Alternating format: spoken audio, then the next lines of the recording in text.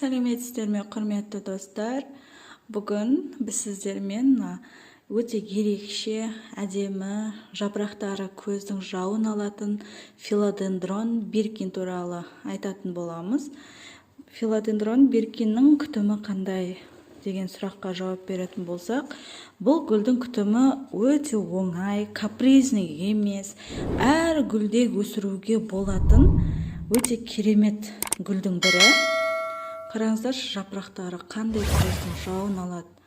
Өте әдемі. Бұл филодендрон биркиннің карлик түрі, кішкентай түрі, бұның үлкен түрі де бар. Мен бұны 2 ай алдын уценкадан алған болатынмын. Мен алған кезде мына жапырақтары жоқ болатын. Өзім емдеп, өсіріп алармын деп алғанмын. Мына жапырағы, мына зақым келіп, осылай келген болатын. Көп жапырақтары болмай ауырып. Қараңыздар, қандай керемет гүлдердің бірі. Біріншіден, мынандай жасыл жапырақтар шығарады бұл гүл. Оған ешқандай да уайымдап қорқудың қажеті жоқ. Біртін мына ала жапырақ бола бастайды. Одан кейін мынандай жапырағын шығарды. Енді қарасаңыздар, өте әдемі ашық түсті мынандай жапырағын шығарып отыр. Ендігіде, келесіде мынандай әдемі осындай кезіндегі бұрынғыдағыдай жапырақ шығарады. Бұл гүлді көбейту жолына келетін болсақ, мұны көріп тұрсыздар ғой, мына жерде воздушный тамырлары бар. Осы воздушный тамырларынан мына жерлерден, осы жерлерден кесіп алып, мына жағын суға салып тамырлатсаңыздар болады.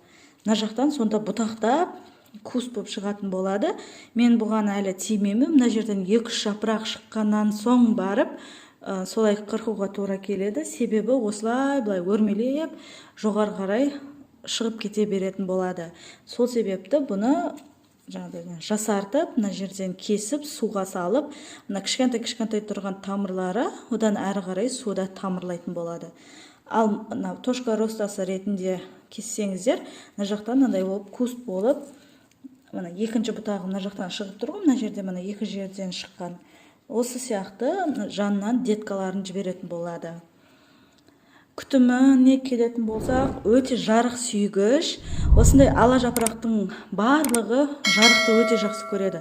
Өте жарық көп түсетін жерлерде тұрса, узорларын, мынандай әдемі сызықтарын жақсы көрсететін болады.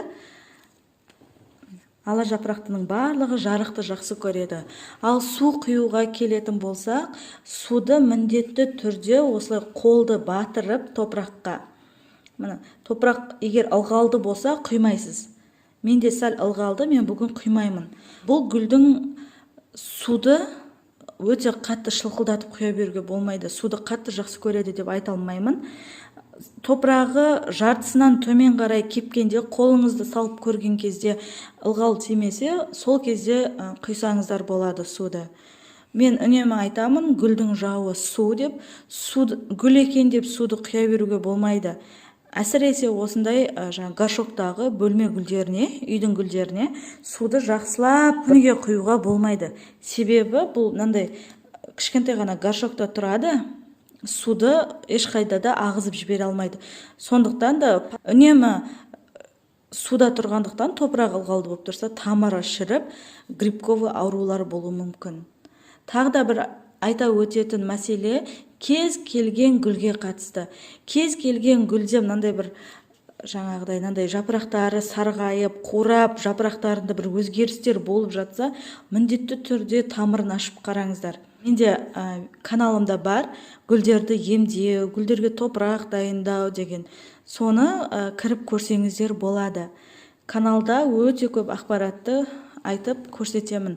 Қандай препараттар қолданамын, қалай емдеп аламын деген сұрақтардың барлығына жеке-жеке тоқталып өткен видеоларым бар. Каналға кіріп көріңіздер. Осы описанияда ссылкасын қалдыратын боламын. Мына ауырған уценкадағы гүл өзін өте жақсы сезініп, маған келгенде мына жерден болатын. Мына жапырақтардың барлығын маған келгеннен кейін шығарды. Мына жақында шығарған жапырағы мына өте әдемі, керемет жапырақ. Қараңыздар, қандай әдемі. Әр үйде осындай әдемі гүл болсын деп тілеймін. Гүлдеріңіз жайқалып, өте сіздерді жақсы гүлдерімен, жақсы жапырақтарымен қуантып, көз қуаныштарыңыз бола берсін. Назарларыңызға рахмет. Егер видео ұнаса, лайк басып, каналға тіркеліп кетуді ұмытпаңыздар. Сұрақтарыңыз болса, төменге комментарийға қалдырсаңыздар болады. Міндетті түрде жауап беретін боламын. Рахмет, сау болыңыздар.